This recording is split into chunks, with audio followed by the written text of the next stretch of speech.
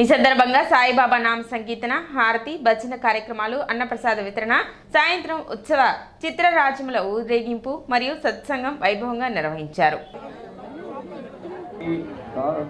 Shri